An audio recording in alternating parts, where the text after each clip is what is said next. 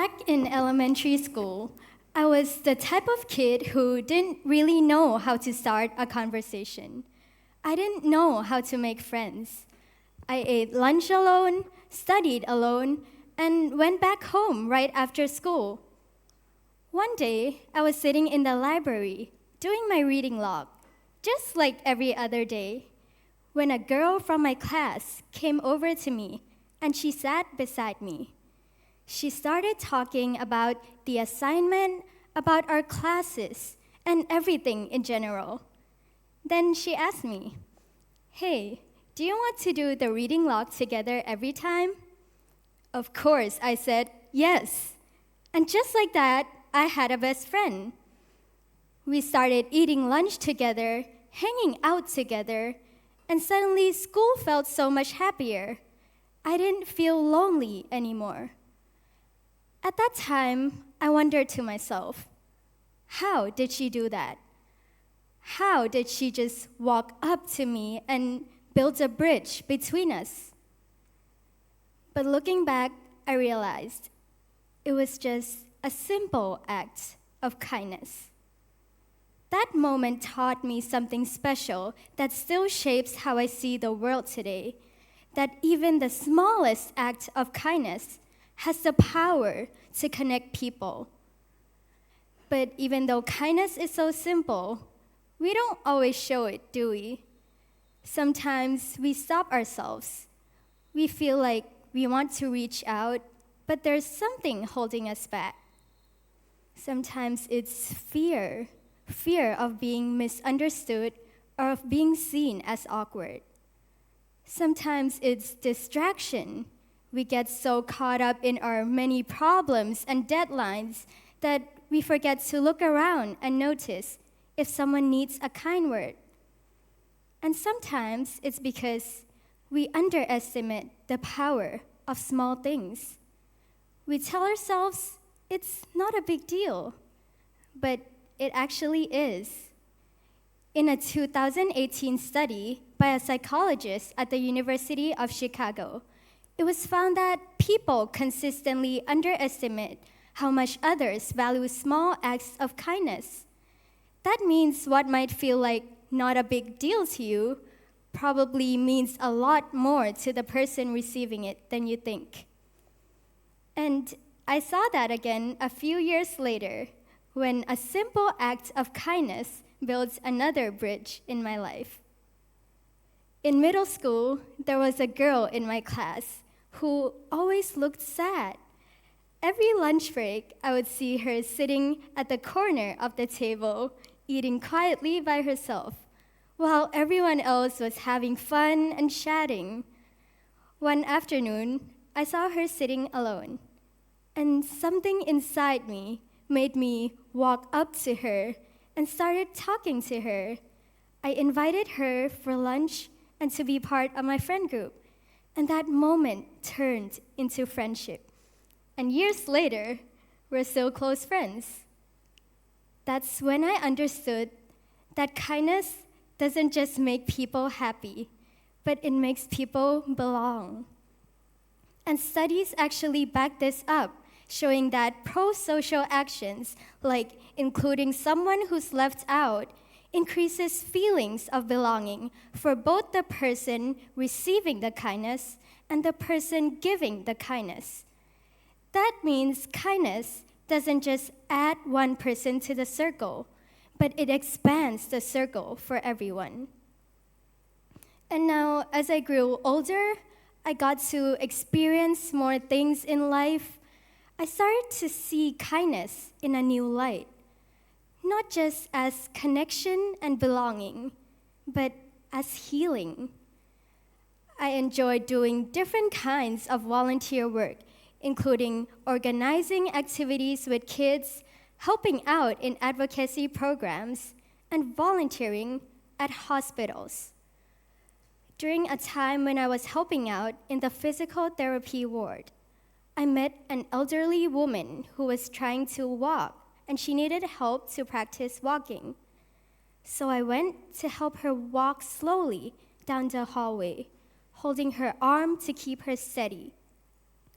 While we were walking, I tried to make conversation with her and engage her so she could feel less tense. She then shared with me about her favorite restaurants and memories of herself when she was my age. And then after that, I shared about myself too. When we reached her bed, she sat down, smiled at me, and said, "Thank you for talking to me and for helping me walking. You really brightened up my day." That moment reminded me that kindness doesn't just lift people up, but it can heal as well. And research conducted by Julian Holt-Lunstad and her colleagues reviewed 148 studies with over 300,000 participants and found that people with strong social ties were 50% more likely to survive than those who were isolated. That's how deeply human connection affects us. And this wouldn't be able to happen without kindness. And the most beautiful thing is that kindness spreads. When someone experiences it, they're more likely to pass it on to others. This is called the kindness contagion. In an article from Scientific American, it explains that witnessing acts of kindness actually inspires people to act kind themselves, causing kindness to spread like a virus from person to person. The girl in the library showed kindness to me. Because of her, I reached out to my friend in middle school. And maybe because of me, someone else will do the same for other people. That's the ripple effect. It's quiet, powerful, and keeps on going further than we could ever see. Imagine how many ripples we could create in a day if we all show us kindness every day. So now, I want all of us to try something together. I want you to look at the person beside you and say one kind thing to them. Those who are sitting alone, please find someone else. Build a bridge with someone, reach out to someone. It could be anything like your hair looks nice today, or just simply, I'm glad you're here today. How does it feel? Feels great. Thank you. And remember the study I mentioned earlier by Nicholas Epley, that we often underestimate how much others value small acts of kindness. So what you have just said to the person beside you probably means so much more to them than you think. And now that we've felt that, how can we keep it going? How can we make kindness a daily habit? Let me share with you 3 simple ways that we can do that. First, start small. Hold the door open for someone, smile at someone, compliment someone. Little acts of kindness can really make someone's day and can have a much larger effect than you think. Second, be brave.